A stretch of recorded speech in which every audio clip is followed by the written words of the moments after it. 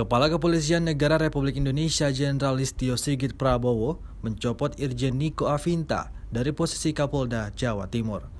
Hal itu termuat dalam surat telegram nomor ST-2134-10-KAP-2022 pada tanggal 10 Oktober 2022. Surat telegram itu dikonfirmasi oleh Kepala Divisi Humas Polri Irjen Dedi Prasetyo. Irjen Niko Afinta dicopot dan ditugaskan ke jabatan baru sebagai Sahli Sosbud Kapolri.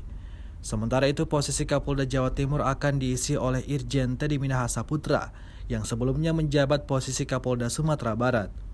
Selanjutnya posisi Kapolda Sumatera Barat akan diisi oleh Irjen Rusdi Hartono. Rusdi sebelumnya menjabat sebagai Widyaswara Utama, Sespim Lemdiklat Polri. Selain itu, Kapolri juga menunjuk Brigjen Pol Asep Edi Suheri yang sebelumnya menjabat Direktur Tindak Pidana Siber Bareskrim untuk mengisi posisi Wakil Kepala Bareskrim. Kemudian, Kombes Adi Vivit Agustiadi Bahtiar ditunjuk sebagai Dirtipid Siber Bareskrim.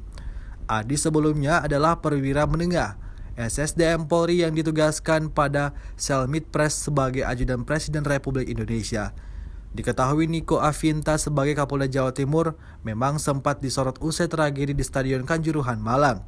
Sejumlah elemen masyarakat bahkan tak segan meminta Niko Afinta mundur dari jabatannya buntut tragedi yang menewaskan 131 orang tersebut.